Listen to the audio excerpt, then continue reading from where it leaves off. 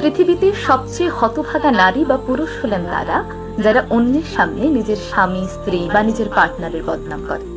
অনেকেই দেখা যায় স্বামী বা স্ত্রীর সাথে কোনো একটি ঝামেলা হলে, কথা কাটাকাটি হলে বা মনোমালিন্য হলে অন্যের কাছে গিয়ে নিজের স্বামীর নামে বদনাম করছেন, নিজের স্বামীর ভুলগুলো অন্যের সামনে তুলে ধরছেন। সেটা তার বান্ধবী হতে পারে কিংবা ওই স্বামীর ক্ষেত্রে তার বন্ধু হতে পারে।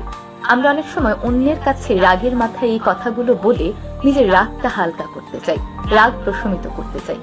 কিন্তু আপনি যখন আপনার বন্ধুর কাছে, আপনার বান্ধবীর কাছে আপনার স্বামী বা স্ত্রীর নামে বদনাম করছেন, তার ভুল জিনিসগুলো ধরিয়ে দিচ্ছেন, তখন একটি সময় পর দেখবেন আপনার সেই বন্ধু বা বান্ধবী আপনাকে সেই কথা বলে খোঁটা দিচ্ছে, খোঁচা দিয়ে কথা বলছে।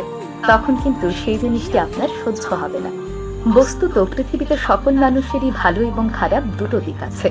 তেমনি আপনার পার্টনারেরও কিন্তু যেমন খারাপ দিক রয়েছে, তেমনি তার অনেক ভালো দিকও রয়েছে।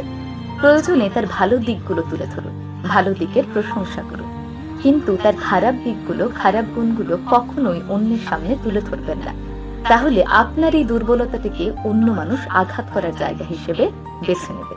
কারণ দিন শেষে আপনার পাশে যদি কেউ থাকে, সে কিন্তু আপনার স্বামী কিংবা আপনার স্ত্রী।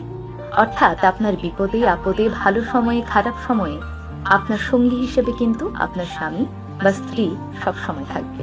তাই কখনোই নিজের পার্টনারকে অন্য কারো সামনে ছোট করবেন না, বরং নিজেদের সমস্যা নিজেরাই মিটিয়ে নেওয়ার চেষ্টা করবেন। বিশেষ করে বন্ধু কিংবা বান্ধবীর কাছে তো কখনোই এই জিনিসগুলো তুলে ধরবেন না।